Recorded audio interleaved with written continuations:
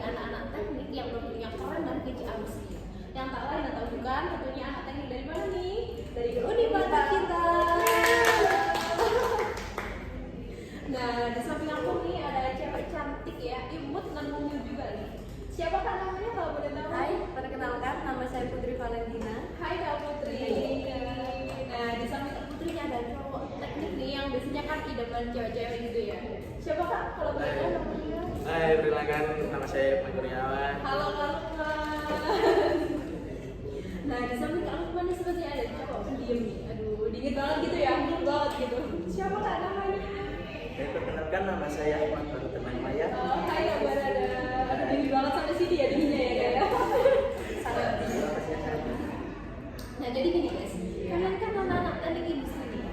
Nah, di teknik industri itu kalian tuh mempelajari apa aja sih?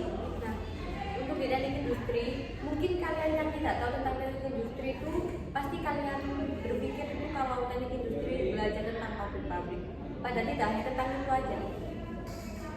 Nah, kalau boleh tahu tuh membahasnya tentang apa aja sih kak kalau di teknik itu? Nah, untuk di teknik industri itu kita tidak hanya mempelajari tentang pabrik, kita juga mempelajari tentang psikologi juga bisa, manajemen juga bisa, dan tentunya produktivitas hijau. Oh, berarti Dita itu belajarnya tuh banyak gitu ya kak ya? Seru banget gak sih kalau belajar banyak gitu? Nah, kalau kita anak teknik industri itu bilangnya kayak jurusan gado-gado gitu. Nah, gado-gado tuh maksudnya gimana ya? Gado gitu, misalnya kita mengambil jurusan apa, materinya itu gak sampai mendalam gitu. Tapi banyak gitu ya maksudnya, campur-campur gitu ya? Nah, tadi kan aku kalau nggak salah dengar nih ya, tadi kan Kak Putri bilang ada jurusan produktivitas hijau gitu ya.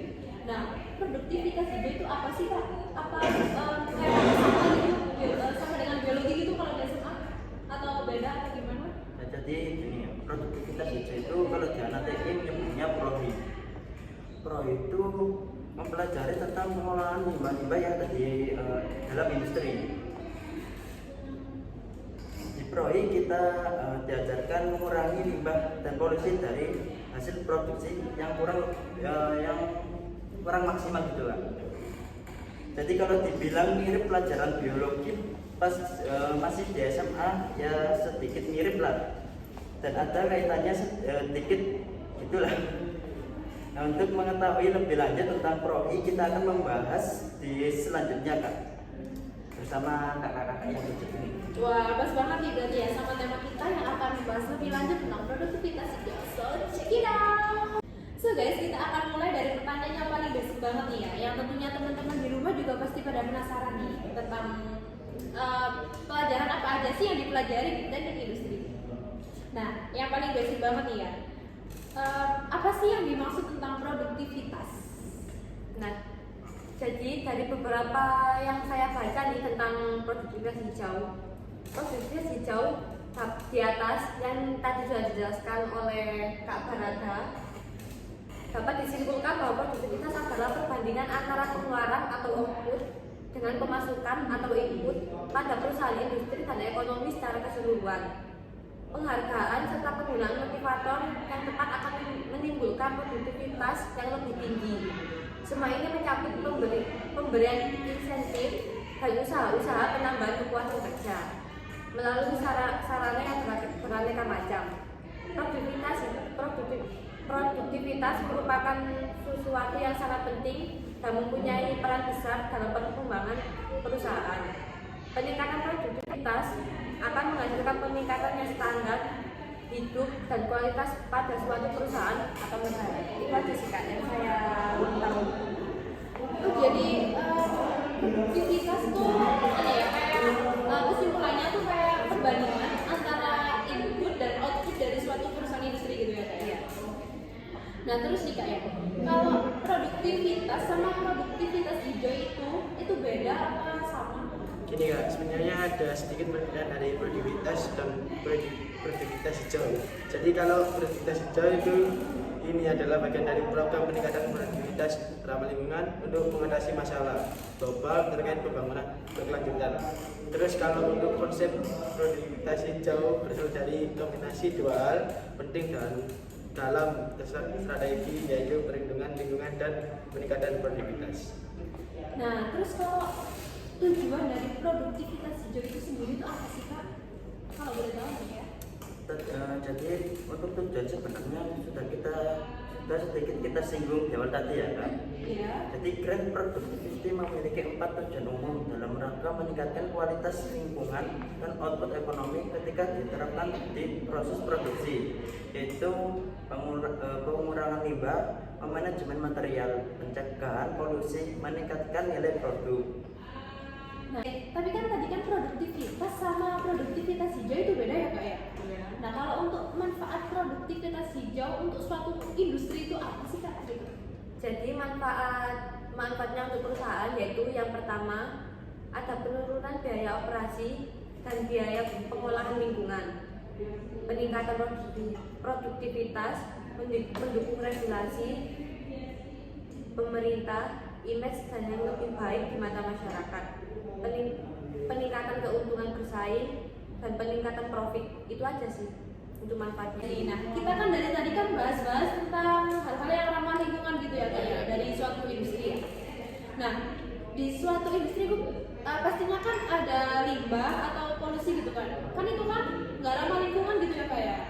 Nah, aku mau nanya nih, pandangan kalian tentang suatu limbah-limbah industri itu gimana sih? Nah, dari sudut pandang kalian nih sebagai ahli teknik industri, bisa dijelaskan untuk Kak Barada mungkin ya? Jadi gini, pengolahan limbah atau yang bisa disebut end of life pada prinsipnya adalah proses perubahan dari suatu jenis fasa ke fase A. Nah, misalnya nih, pada pengelolaan limbah cair industri, nah kandungan pencemaran dalam limbah umumnya diupayakan agar mengendap, sehingga cairan yang keluar dari sistem pengolahan limbah sudah berkurang kandungan pencemarannya. Sebenarnya masalahnya tidak selesai begitu aja sih Kak. Endapan hasil olahan tersebut pada dasarnya adalah limbah cair yang kental atau konsentrasi pencemaran lebih tinggi yang berbentuk lumpur. Lumpur ini umumnya akan dikurangi kadar airnya sehingga menghasilkan suatu padatan yang masih mengandung pencemar dengan konsentrasi tinggi. Nah, terus selain sebagai suatu sistem yang mengubah fasa, pengolahan limbah seringkali menjadi bentuk perpindahan pencemaran dari suatu media ke media lain. Pada contohnya, pengolahan limbah cair yang sudah disampaikan tadi, yang disampaikan oleh Kak Barada dengan Kak Lukman, hasil olahan yang berbentuk padatan harus dibuang ke landfill. Hal ini berarti memindahkan permasalahan dari pencemaran air ke media lain, dalam lain hal tanah. Benar. Nah, landfill itu apa sih? Sepertinya Kak Lukman juga mau nanya ya tadi ya, landfill. Benar. Landfill itu apa sih Kak ya? Kalau boleh tahu sih. Nah, jadi landfill itu semacam kayak pembuangan akhir untuk sampah atau limbah gitu Kak. Nah, aku tambahin lagi dari sisi ekonomi nih. Sebenarnya pengolahan limbah juga kurang menguntungkan. Untuk membangun suatu sistem pengolahan yang lebih baik, diperlukan biaya investasi yang besar. Pada kasus industri kecil dan menengah, sering terjadi biaya pembangunan instalasi yang lebih mahal dari investasi untuk industri itu sendiri di pembeli. Di sisi lain, pada saat pengoperasian sistem pengolahan diperlukan biaya cukup besar. Pembelian bahan kimia, listrik, air bersih, dan operator adalah beban yang harus ditanggung oleh perusahaan itu sendiri. Itu aja sih Kak. Wah, berarti pengolahan limbah itu cukup ribet gitu ya Kak ya? Mulai dari ada yang dari manajemennya, ada yang dari tempat pembuangannya, ada yang dari limbah cair yang tadi ya. Berarti cukup ribet gitu ya Kak ya? Nah, jadi gini, kalau untuk pengolahan limbah itu gimana sih caranya gitu? Penasaran nih kita semua, pasti teman-teman yang dengar juga penasaran dong, cara pengolahannya limbah itu gimana sih? Bisa dijelaskan nih untuk kakak-kakak? Gini teman-teman, kita sebelum memasuki cara pengolahan limbah merupakan bahan sisa tak terpakai yang dihasilkan dari suatu proses produksi, baik itu industri maupun domestik. Jika dilihat dari bahan utamanya, limbah bisa dibedakan menjadi 3 jenis, mulai dari limbah padat, limbah cair, dan limbah gas. Nah, untuk yang pertama, pengolahan limbah yaitu reduce. Pada dasarnya reduce adalah suatu tindakan untuk mengurangi penggunaan barang. Hal ini dikarenakan ketika kita sebagai manusia semakin banyak menggunakan material pada kehidupan. Untuk yang kedua, yaitu reuse, adalah suatu tindakan untuk menggunakan barang-barang yang masih bisa dipakai kembali. Untuk memaksimalkan prinsip reuse, ini kita bisa mulai menghindari penggunaan barang sekali pakai seperti kantong plastik sekali pakai.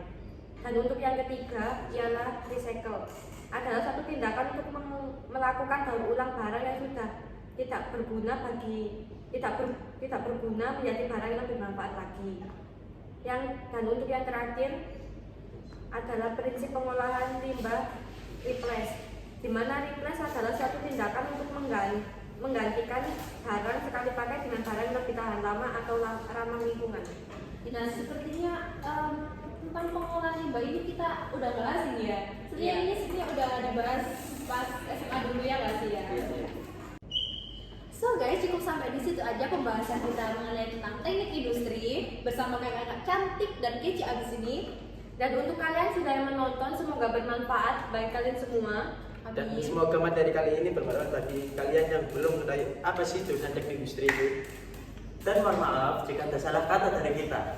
So guys, thank you for watching and